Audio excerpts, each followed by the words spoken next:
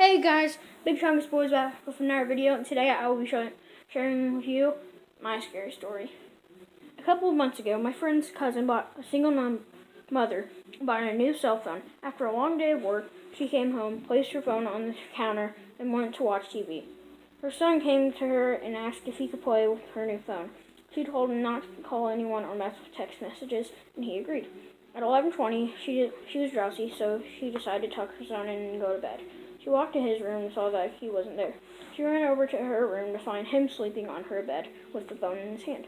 Relieved, she picked her phone back up from his hand to inspect it.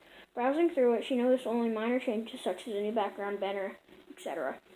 But then she opened up her saved pictures. She began deleting pictures he had taken until only one new picture remained. When she saw it first, she was in disbelief. It was her son sleeping on the bed, but the picture was taken by someone else above him, and it showed the left half of an elderly woman's face. That's really scary. If I were you, I would have peed my pants. But we can give you another scary story.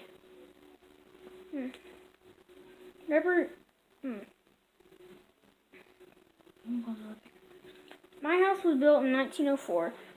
It was a single-family home, wood frame, setting on a concrete block foundation.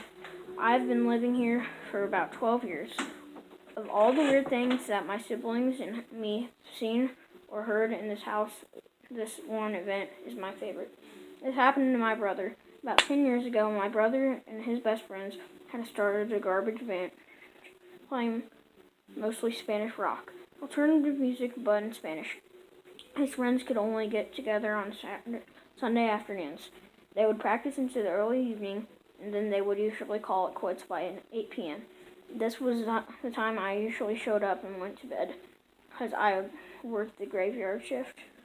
This happened in late fall, so the days were getting shorter. They had just finished a long session when the decision to head to someone else's house came about. My brother handed his car keys to his buddy so they could load up the equipment.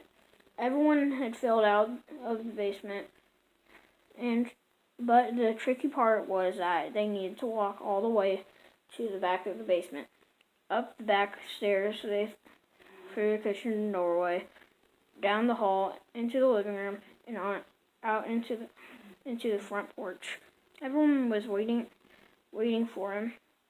My brother was walking up the back stairs when he remembered that he had left his pancakes in a to-go canner sitting on a speaker in the basement. He made a decision to go back. Now the basement is not clean.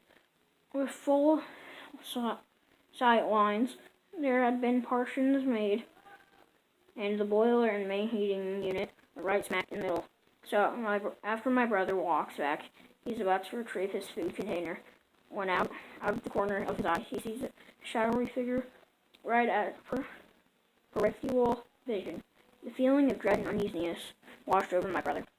We had taught that if you were presence of a spirit or a ghost and you felt a bad vibe, to say a quick prayer or to cuss at it. My brother chose the latter. He basically told it, "Hey, you, I don't have time for this." My brother started to walk to the back of the basement and briskly up the stairs, closing doors and turning off the lights as he was walking out. The last light switch is on the opposite side of the front door. Luckily, the door was open and the light from the street the lamp was flooding the living room with its amber light. My brother said he felt something at his back, but at no point did he turn around. As he flicked the last light switch in the living room went dark, as did the rest of the house. As he stepped out and pulled on the door, closing it behind him, still holding the food container in one hand, he jogged down the few porch steps. He walked towards the front gate. Our house resides far from the main street, essentially having a large front yard, but no rear garage. As he closed up the gap between himself and his friend-laden truck, he kind of smiled, thought things over in his head, mad at himself for speaking out when there was no reason. He climbed into the driver's side of the truck, putting on his seatbelt and getting ready to pull up out of the parking spot directly in front of the house. When one of his friends asked you, "Hey, wait, what about your brother? Isn't he coming with us?" The brother answered, "What do you mean?" He went to work early tonight. He is already gone. Do you see his car anywhere?" Next question they asked, "So then, who was walking behind you when you were leaving the house?" One night. That's a really scary story. If I were you, I wouldn't go out by yourself at night.